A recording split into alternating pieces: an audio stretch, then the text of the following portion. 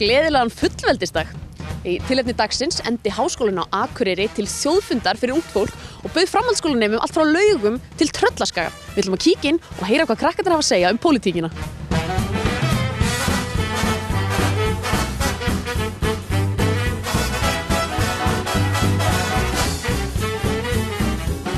Hvers virði það fyrir ungt fólk að fá vettvang til þess að ræða svona lagað? Ég held að við séum alltaf lítið að hlusta á hann aldurshóp og það sé mjög mikilvægt að þau séu kölluð til og svo eftir hádegi þá viljum við að aðrir hlusta á þau það sem að þau eru að segja, það sé ekki bara að tala hvert við annað.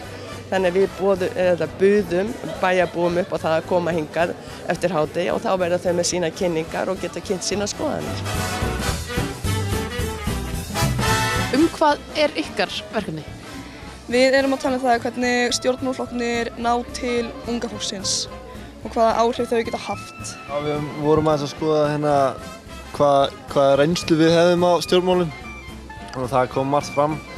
Aðallega genum samskiptamiðla og svo kannski skoðanir sem við höfum fengið frá foreldrum þegar hafa haft áhrif.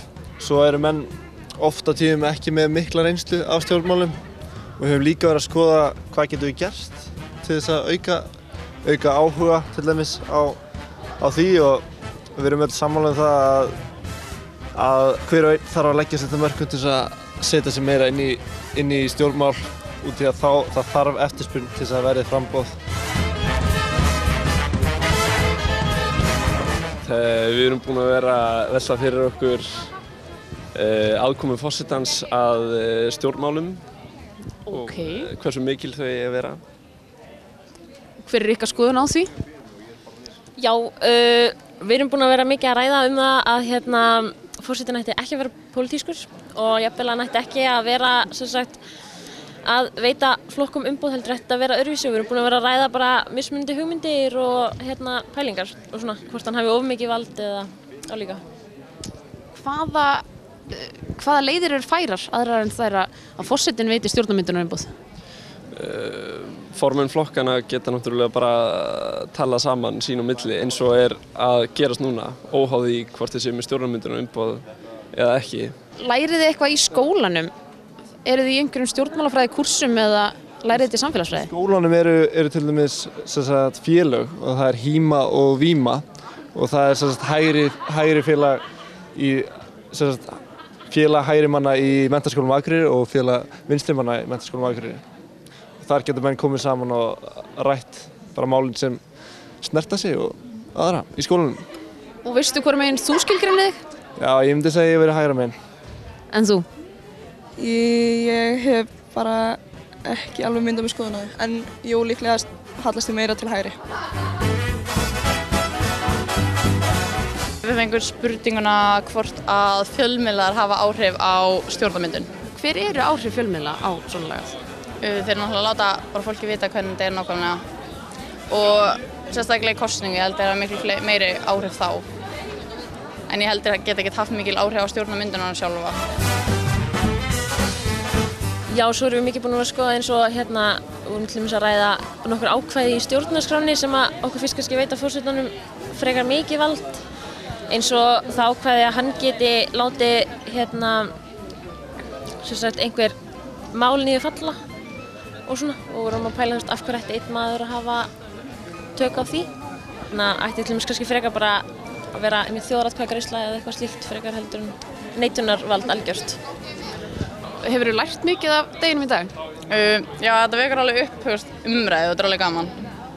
Það mætti skilur meira að vera í skólum þetta og maður veit svo lítið þetta nema að þessi tala á heimilinu og þannig.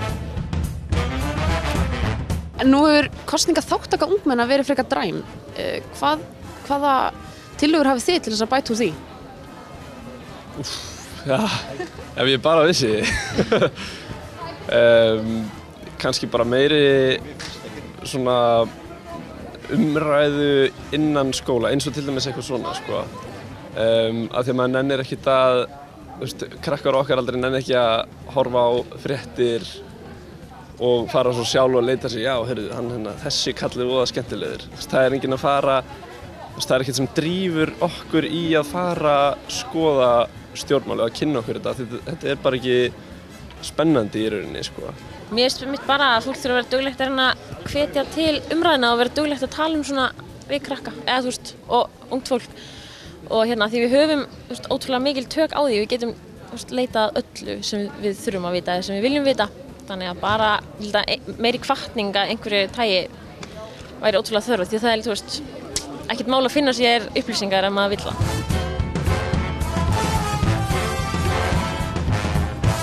Myndirðu segja að framtíðin væri björt? Ég tel hún sé afskaplega björt og þetta svo skemmtilegt. Við erum eiginlega þjóðstarta afmælisárið okkar. Skólinn verður 30 ára á næsta ári og við erum sem sagt, þetta svona fyrsti atburðurinn aðeins fyrir áramótin en við töldum það vel við hæfi að fá unga fólki til þess að þjóðstarta afmælinu. Þannig að við munum sjá meira af svona lögu á komandi ári? Já, það verður mjög mikið atburði hér á næsta ári og við leggjum áherslu á það að fá opna skólan fyrir almenningi, opna skólan fyrir öllum aldurstigum, þannig hér verður mikið líf og fjör á næsta ári.